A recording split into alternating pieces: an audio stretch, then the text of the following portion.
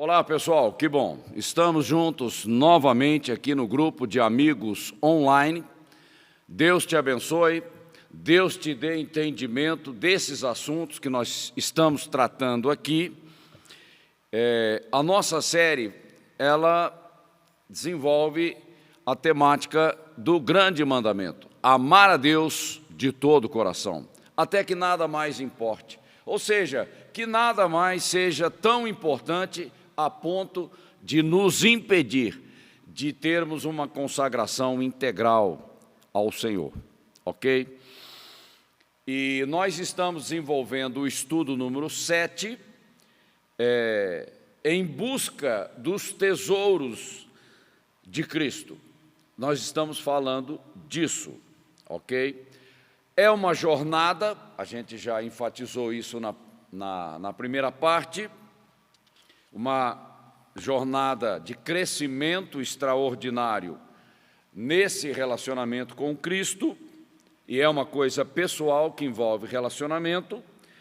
A gente, na segunda parte, falou a respeito da tipologia da arca e do maná, e todos eles apontando para o cumprimento na pessoa do nosso Senhor Jesus Cristo. E hoje nós vamos desenvolver um pouco mais ainda a questão do maná, e aí a gente conclui o estudo número 7, ok? Vamos lá então. O maná escondido. Por que escondido? Quando você lê algo na Bíblia, você já tem que fazer a pergunta: por que escondido? Qual o sentido? Qual o significado? Qual é a revelação que está por trás daquela palavra, daquela expressão? A questão de colocar o maná num vaso de ouro e colocar dentro da arca foi uma instrução de Deus dada a Moisés.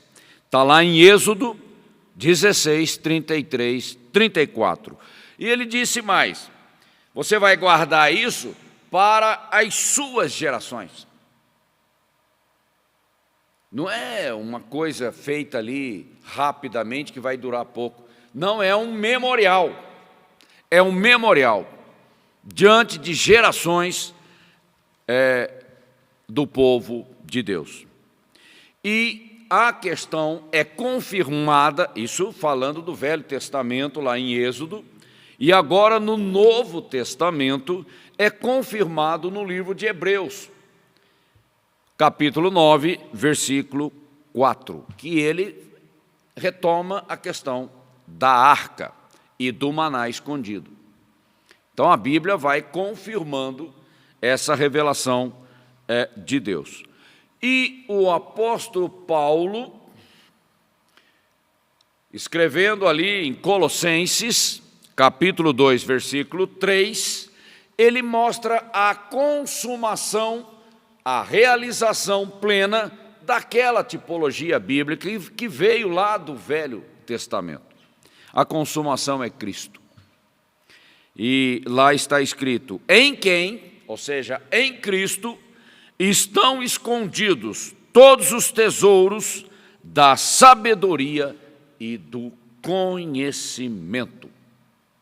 E Jesus, lá em João 6, 48, 50, você vai ver: eu sou o pão da vida. Eu sou o pão da vida. Ele está se referindo ao maná. E ele disse: nem só de pão viverá o homem, mas de toda a palavra que procede da boca de Deus. Então nós vemos aí essa comparação do maná escondido num vaso de ouro dentro da arca da aliança. A arca aponta para Cristo, já é uma tipologia. E o maná que está escondido dentro da arca, aí vem a expressão escondido, representa a palavra de Deus para as suas gerações, porque a palavra de Deus permanece para sempre. E de onde vêm as revelações acerca dos mistérios da vida espiritual, do reino de Deus? Da palavra. A palavra que nos foi dada, registrada, e que está ao nosso alcance, ok? E é em Cristo que nós temos a plena revelação dos mistérios de Deus.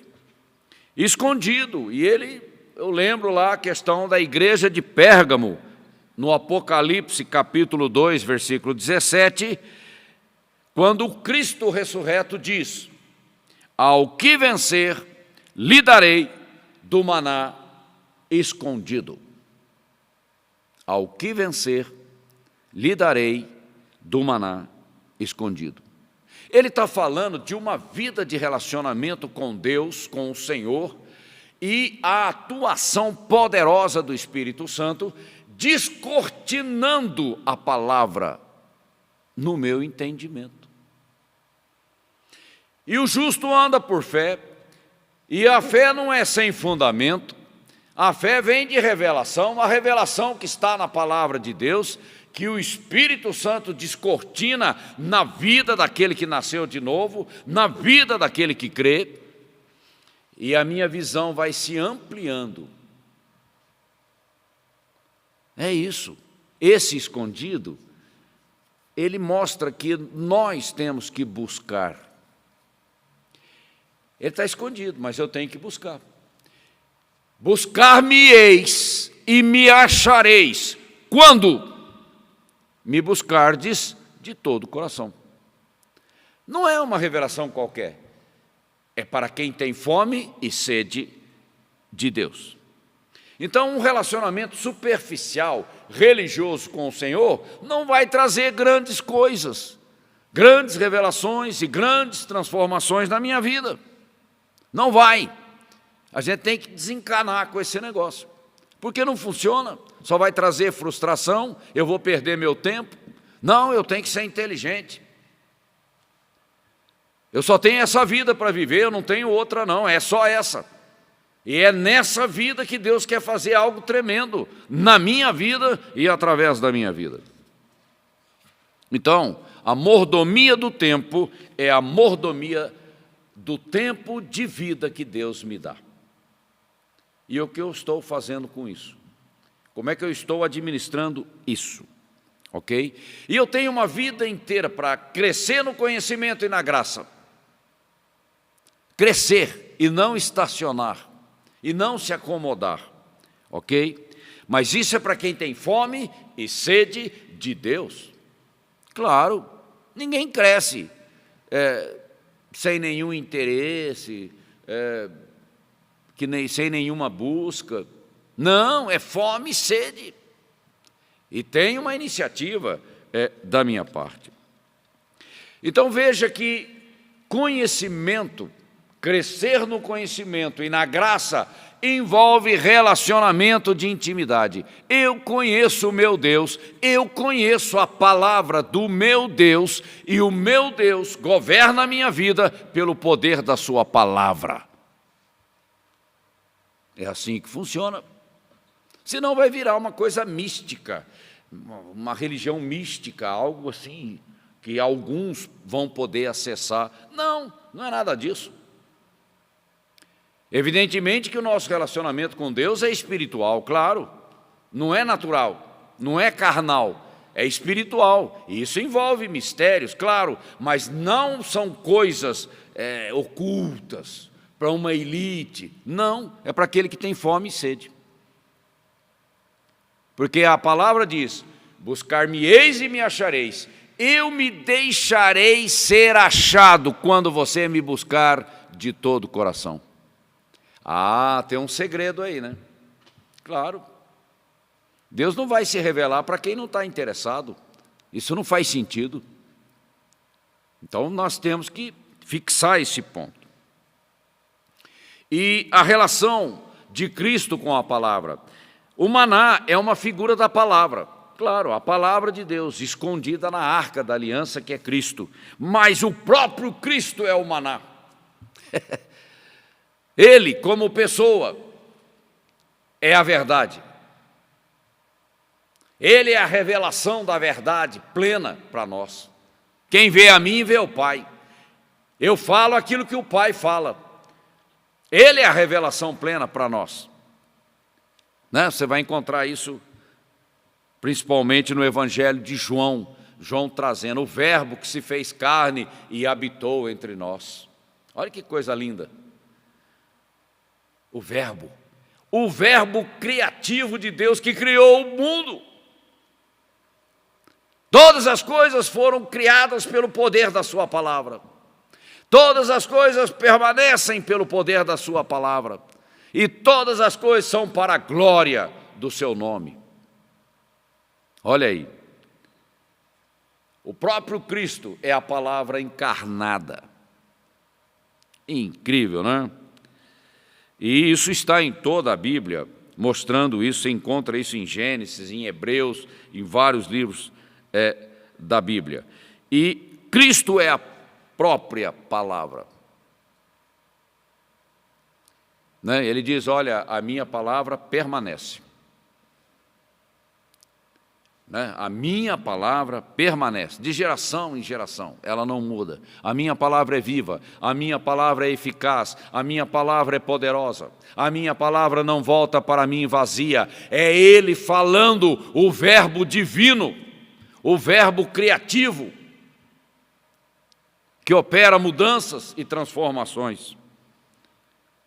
E isso mostra a centralidade de Cristo na Bíblia. Essa convergência, tudo se converge para Ele. Né? Tudo vem dEle, tudo é sustentado por Ele e tudo é para Ele. Cristo. E essa convergência, parece que na nossa geração, a igreja está perdendo um pouco o sentido disso. Começa a trazer coisas da cultura, da ciência, da tecnologia, e começa a contextualizar. Não, Cristo é o centro, é toda a referência para a nossa vida.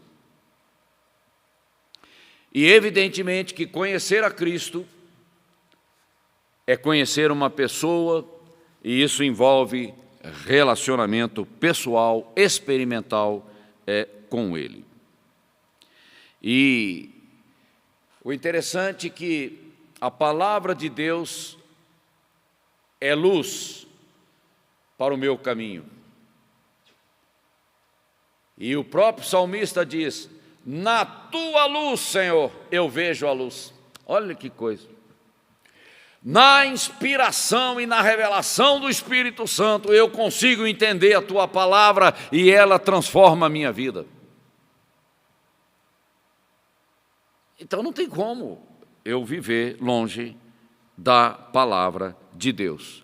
E o apóstolo Paulo, falando à igreja, ali no livro de Colossenses, capítulo 3, versículo 16, ele diz que a palavra habite ricamente a tua vida, que você esteja cheio totalmente da palavra de Cristo.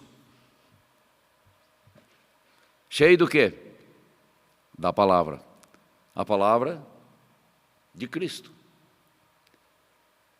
Cheio, não é mais ou menos, não é alguma coisa, não, é cheio, porque a nossa vida tem espaços.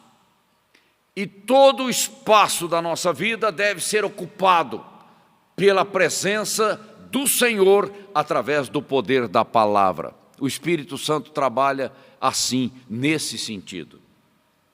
E quanto mais a palavra vai sendo fixada no altar da nossa vida, mais mudanças e transformações vão acontecendo na nossa vida. E isso nos lembra a questão da metanoia. E a metanoia na nossa vida exige humildade. Eu já tenho falado sobre isso. E humildade que me leva para o arrependimento, porque senão não tem renovação de entendimento. E eu não vou ficar brigando com Deus. Eu querendo pautar Deus, eu querendo dizer o que Ele quis dizer, isso é um absurdo. Eu simplesmente recebo aquilo que o Espírito Santo me traz como revelação e pela fé eu obedeço. Sem ficar questionando, arrazoando, justificando, tentando acrescentar, tirando coisa. Isso não funciona, na verdade é uma maldição. E nós não podemos perder essa ligação com a palavra de Deus, ok? E para encerrar, se guardares os meus mandamentos, verdadeiramente sereis meus discípulos. Se é uma condicional, é uma iniciativa da minha parte. Está lá no livro de João, capítulo 8, versículos 31 e 32. E o interessante, o Espírito Santo me chamou a atenção. Ele diz, olha, se o meu mandamento estiver dentro de você, você será livre. Você vai conhecer a verdade que sou eu, e você será livre. E como livre, você vai ser um tremendo instrumento de poder na mão do meu Espírito.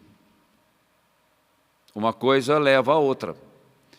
A questão é que a gente quer pular etapas, né? A palavra não habita ricamente dentro de mim, mas eu quero ser cheio do Espírito. Opa, você está pulando etapas, né? É quando eu estou cheio da palavra, é que o Espírito Santo tem material para trabalhar a minha vida, não é de outra forma. Porque senão a gente vai começar a achar outras maneiras de ser cheio do Espírito Santo. Sem a palavra é impossível. Simples assim. Porque o próprio Senhor fala isso e deixa isso muito claro. E ele diz, sem mim nada podeis fazer. E quando a palavra começa a encher a minha vida e ocupar todos os espaços, olha, a minha fé vai se enraizando tão profundamente, tão intensamente, que o diabo começa a ficar assustado. É claro, nada podeis contra a verdade, que é a palavra de Deus, mas sim pela verdade. O diabo conhece a Bíblia, viu? Ele conhece, ele sabe, porque Deus honra aquilo que ele diz. E eu tenho que tomar posse disso como uma coisa preciosa, guardada no meu coração. E o Senhor também questiona, por que me chamais de Senhor? Por que você me trata assim? Se você não me obedece, se você não guarda os meus mandamentos, se você fica mexendo, alterando, mudando os mandamentos, por que você me chama de Senhor? Jesus é Senhor na vida daquele que obedece os mandamentos. Aí ele é Senhor. Aí eu sou filho. Aí eu sou guiado pelo Espírito Santo. E esse questionamento está lá em Lucas capítulo 6, versículo 46.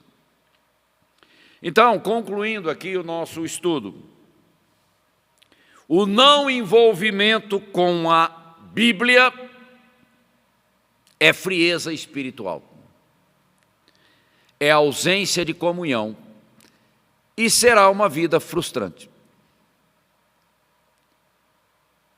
Ok? Quando Jesus disse, ó, sem mim nada podeis fazer, olha, sem a minha palavra você não vai a lugar algum. É a minha palavra que permanece. É a minha palavra que opera. Não é a tua, é a minha.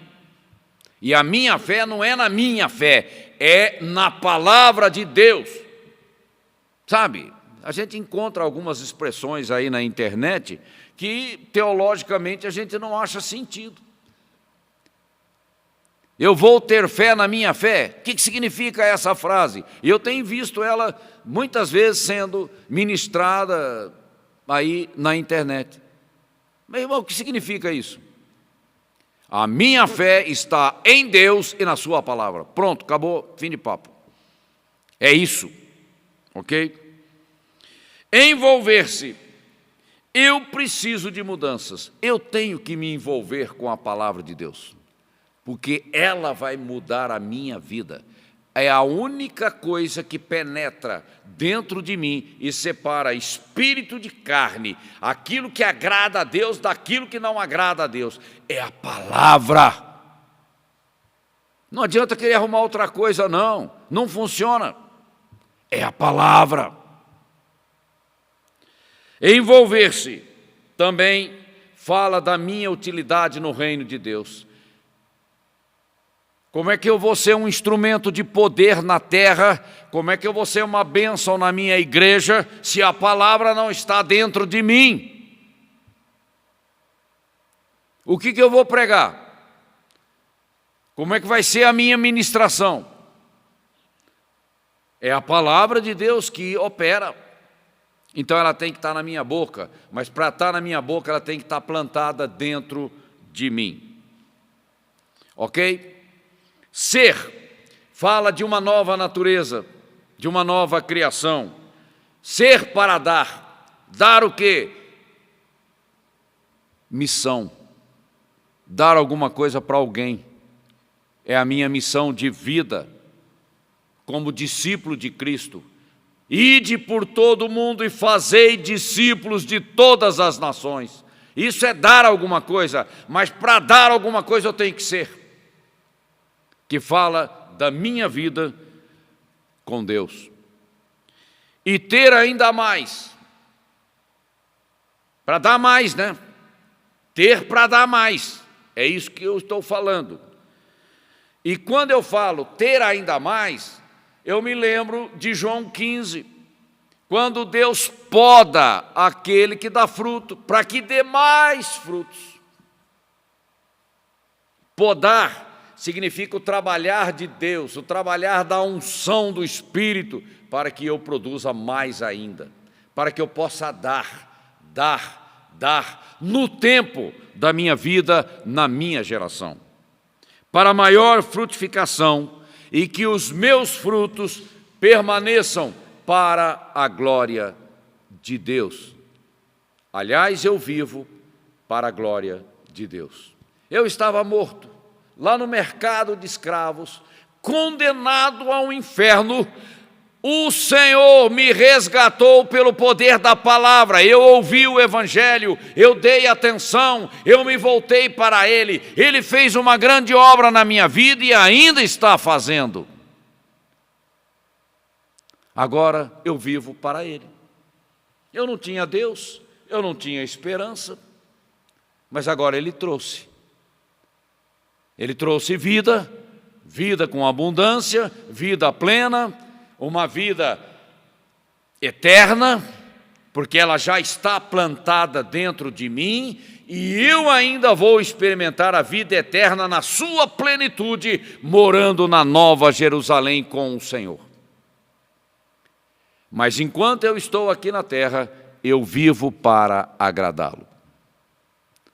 Ser obediente, fazer tudo com amor, com gratidão e com alegria, sabendo que o meu trabalho para Deus não será em vão.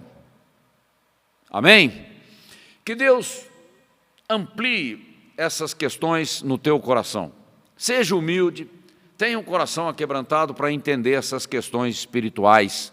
E você vai ver que isso faz uma diferença tremenda no nosso cristianismo e no nosso trabalho, no nosso servir ao Senhor. Ok? Que você coloca tudo isso em prática e você vai ver, os resultados vão aparecer, porque Deus é fiel. Tá bom? E que você tenha uma ótima semana, colocando em prática todas essas coisas, meditando sobre essas coisas, e eu conto com você a semana que vem para mais um estudo. Deus te abençoe.